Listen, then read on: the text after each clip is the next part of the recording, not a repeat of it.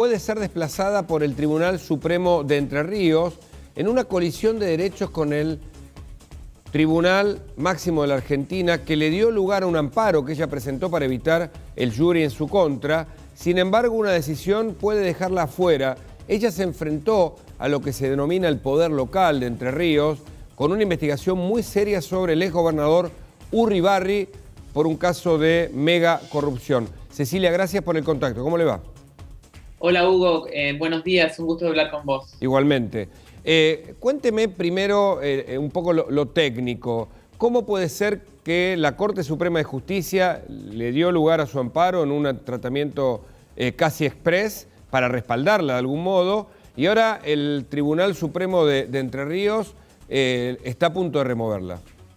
Sí, es bastante raro, insólito realmente, porque el Superior Tribunal de Justicia de Entre Ríos estaba tratando un amparo que yo interpuse cuestionando la legalidad del enjuiciamiento que se me está haciendo, que lo hace otro organismo, se llama Jurado de Enjuiciamiento. En ese amparo, sin embargo, están vinculadas ambas procesos porque, claro, en el amparo yo estoy cuestionando que el jury que me hacen es ilegal.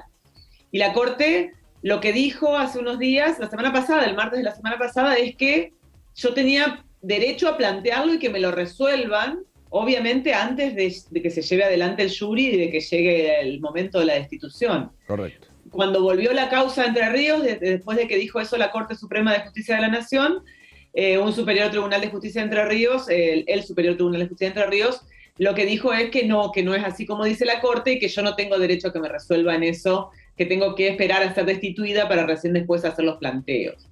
Con lo cual se da un choque flagrante con lo que había dispuesto la Corte, y bueno, eso va a motivar obviamente nuevos planteos nuestros ante la Corte Suprema de Justicia de la Nación, pero entendemos que es todo parte de lo mismo, de la misma decisión política, claro, de generar la destitución. Yo escuché a Lorenzetti referirse a su caso, el juez de la Corte Suprema de Justicia, que dijo que van a ir tratando cada planteo que usted pueda hacerlo de manera independiente, con lo cual, aun cuando la destituyan, eso no es definitivo. Quiero decir que usted puede recurrir a la Corte Suprema y en este caso puede volver a ser fiscal si es que finalmente la destituyen, ¿no?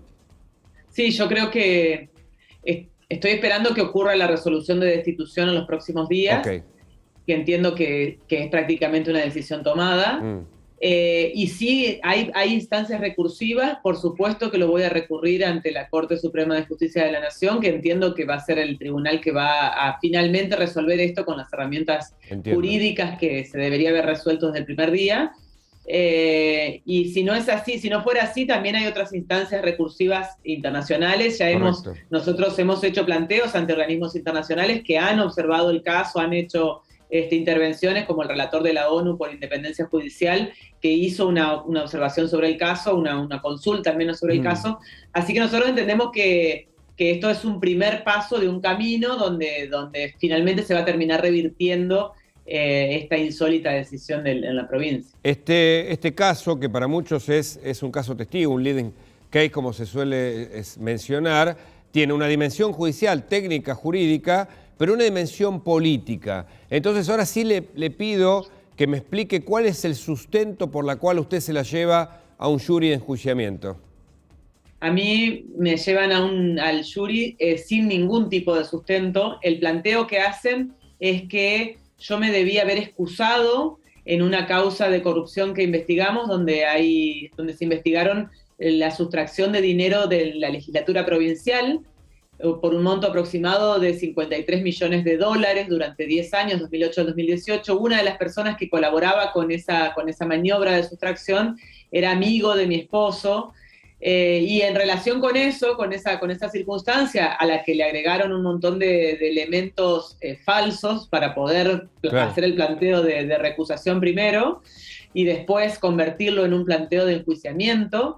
En relación con eso me han hecho el jury. Ahora, fíjese, permítame un punto ahí porque es interesante. Sí. Ahora, que la persona a la que usted investigaba haya tenido conexión con su esposo, ¿no le impidió a usted llevar adelante la investigación?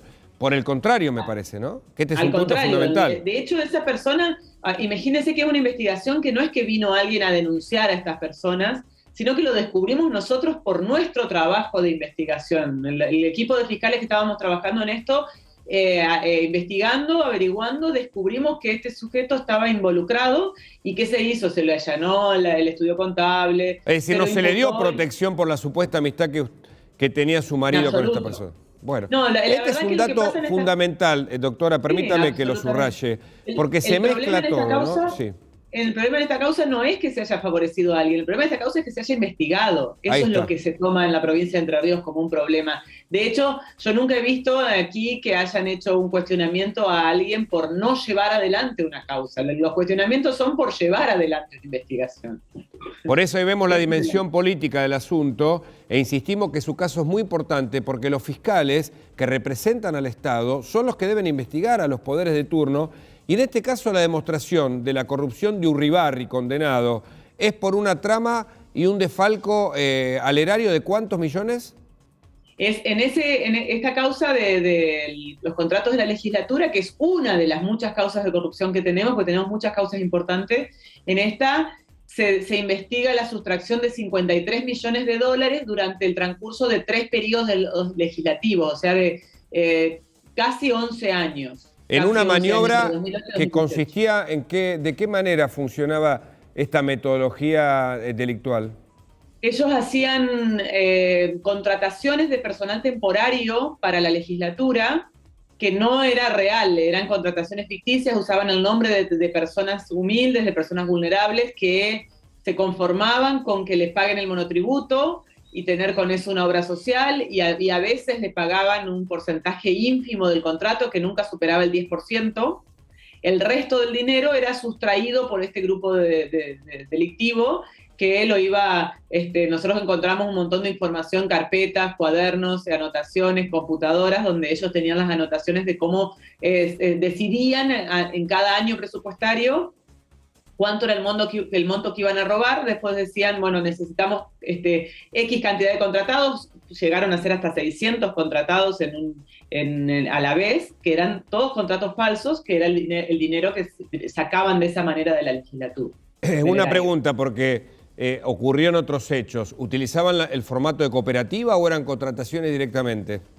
No, eran contrataciones directamente que hacían personal de la legislatura, incluso firmados, o ni siquiera se molestaban en generar las firmas de los funcionarios públicos, y a partir de eso emitían cheques en la primera etapa y después directamente emitieron tarjetas de débito, claro, que estas personas tenían y se llevaban el dinero. Y con el sector más débil de la población.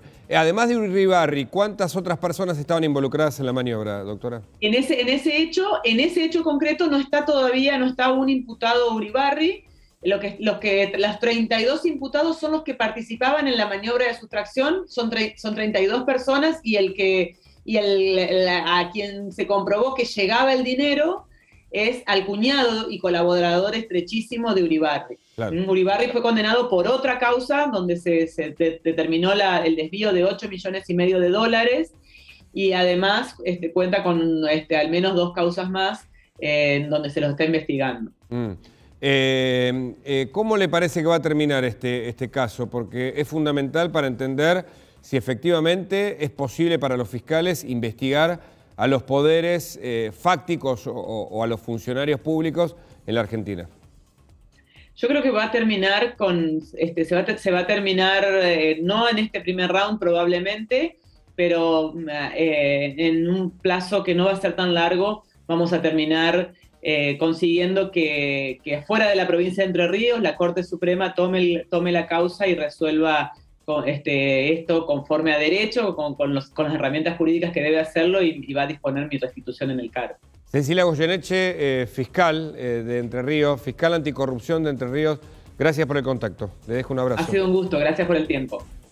Bueno, qué caso, muy impresionante. Hay que seguir de cerca este tipo de hechos porque de algún modo nos determinan.